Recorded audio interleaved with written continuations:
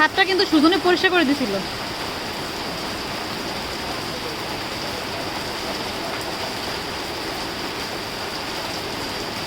কাম করতে মজাই লাগতেছে,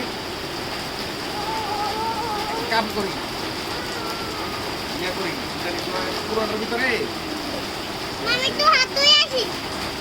হাত ওই যে ধুয়ে প্লাস্টিকের গাছগুলো আছে না, এটা বিছিয়ে দিই। হাত ধুয়ে আসি।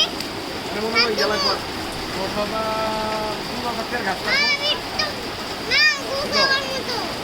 হ্যাঁ, সুন্দর করে একটা ডেকোরেশন করে দিই।